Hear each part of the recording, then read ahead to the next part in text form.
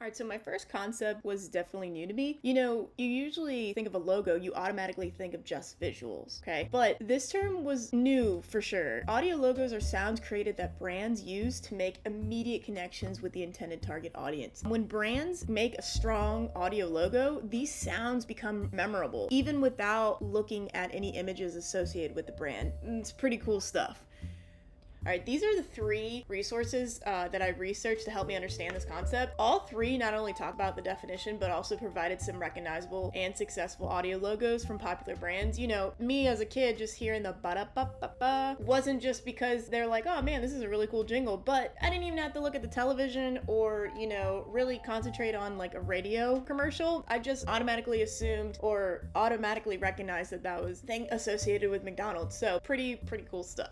All right, so concept number 2, selective attention. This concept is when editors are tasked with creating engaging scenes for the audience and edit the story so that the audience understands kind of the flow of the story and how to keep their attention. It's an absolute must that the editors have control, like full control of the editing process. If not, the editors may run into editing mistakes like these, or worse, you know, the audience will lose interest in the story and become confused as to what is going on. Okay, you really don't want that, especially as an editor who's working so hard. So these are the two resources used to help me understand this concept. I really enjoyed reading these two resources, especially since my background is in video making content. I really liked how both electronic books discuss the importance of editing instincts, okay? I never really thought about instincts before, you know, you just kind of cut when you felt like the cut was right. This is a skill that is developed over time, but editors must keep editing to gain this instinct. But when editing,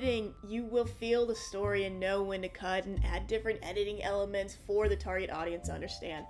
Alright, so finally, I've saved the best for last. Probably my favorite concept to research from this course is motion graphics. So I loved researching this concept because of how useful this concept can be for creators and brands. Motion graphics are designs that are animated that incorporate text and other useful design elements that can attract the target audience, okay? So you can use them on TikTok, other social media websites like Instagram, you can use them for websites, you can use them for television. It's incredible, okay? So a great way to communicate and engage with the target audience. So here are my two resources I loved using when writing about this term, okay? So the Adobe website for sure. The electronic book that I used talked about the different design elements such as form. I never knew that form can create spatial depth in motion graphics. And then also colors can create different moods in viewers. So definitely super helpful when discussing the importance of motion graphic design.